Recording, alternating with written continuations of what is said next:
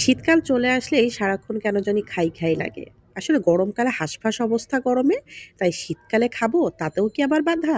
তো এখানে হচ্ছে কিছু গরুর পায়া নিয়ে নিয়েছি, এটাকে নেহারি বলে থাকি আমরা।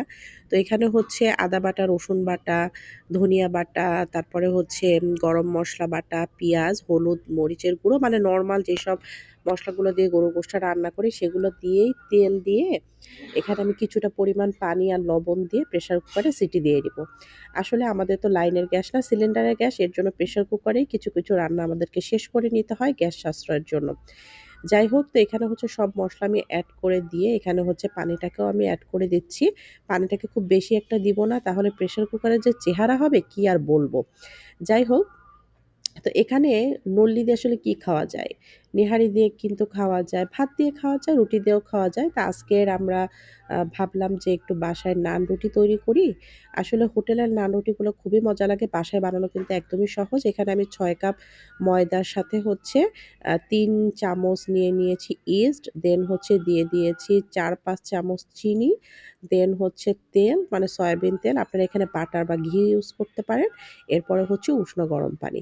এটা দিয়ে খুব সুন্দর করে হচ্ছে একটা ডো তৈরি করে নিব। তো আমার ভিডিওটা না কাটিং হয়ে গিয়েছে। তা ডোটা তৈরি করে আমি প্রায় হচ্ছে ৪-৫ ঘন্টার জন্য রেখে দিয়েছিলাম। জাস্ট ২ ঘন্টা গরম জায়গায় রেখে দিলেই হয়ে যায়। আমি আসলে এটা রেডি করে বাহিরে চলে গিয়েছিলাম।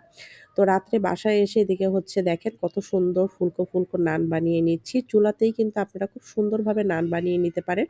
বড়, বড় হচ্ছে হোটেলগুলাতে একেকটা নান ৳৬০, ৳৭০ করে নেয়। আর মোটামুটি যেসব হোটেল আছে ওগুলাতেও ৳৪০ র কম না।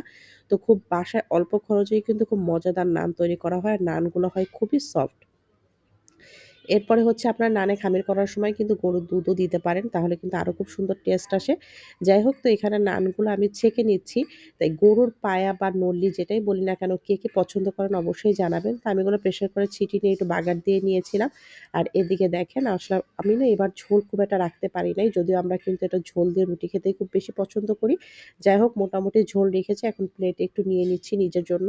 সবাই মিলেই খাচ্ছিলাম। সবাইকে দেওয়া হয়েছে। এখন একটু নিজের জন্য নিয়ে খুব সুন্দর করে মন দিয়ে হচ্ছে নান রুটি দিয়ে খাবো। তো শীতের জন্য কিন্তু এটা খুব একটা পারফেক্ট রেসিপি। আপনারা এটা কিন্তু আপনাদের একদম মেইন ডিশ বলেন অথবা ডিনারে বলেন, রাখতে পারেন, যদিও ডিনারে একটু হালকা খাবার খাওয়া হয়। তো এদিকে দেখেন আমি একটা পরোটা ধরে, সরি, নান রুটি ধরে দেখিয়ে দিচ্ছি যে এত সুন্দর সফট হয়েছে কি বলবো। আমি গরমে না ধরতে পারছি না, হ্যাঁ? গরমে ধরতে পারছি না।